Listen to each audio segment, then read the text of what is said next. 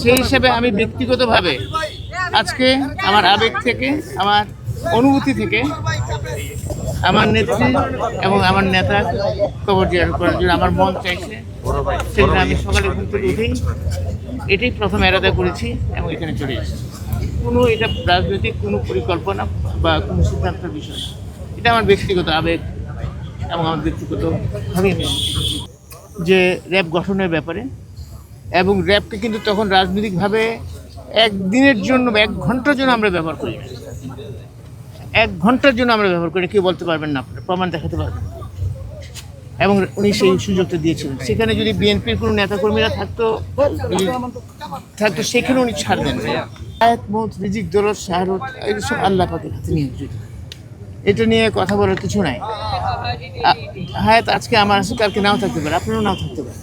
তো সেটা তো যে কোনো সময় যে কোনো মৃত্যুবরণ হতে পারে, তাই না? সেটা নিয়ে আমরা কথা না বলি, এবং সেটা রাজনীতিতে প্রভাব কী পড়বে সেটা তো যখন রাজনীতির নির্বাচন হবে তখনই বোঝা যাবে। অ্যাডভান্স কথা বলার কোনো সুযোগ তো নাই। আর দ্বিতীয়ত হচ্ছে, আমি এটুকু বুঝি, আমাদের নেত্রী ওনার সাথে আমি অত্যন্ত ঘনিষ্ঠভাবে কাজ করে আল্লাহ পাক আমাকে সুযোগ দিয়েছিলেন। সেই সুযোগের মধ্যে ওনাকে দেখেছি ওনার দেশপ্রেম, স্বাধীনতা, সার্বভৌমত্বের সাথে কখনো আপোষ করেন। এত কাছে থেকে ওনার সাথে আমি কাজ করেছি।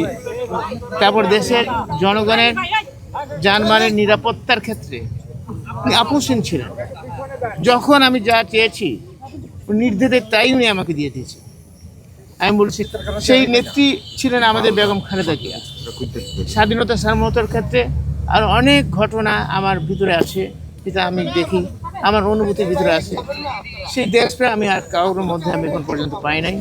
ওনার ছেলে আমাদের বর্তমান অ্যাক্টিং চেয়ারম্যান, ওনার মধ্যেও আমি দেখেছি সেই একই জিনিস, যেমনটা ছিল ওনার বাবার প্রতি এবং ওনার মানে সহধর্মিণী বেগম খালেদা জিয়া এবং ওনার ছেলে।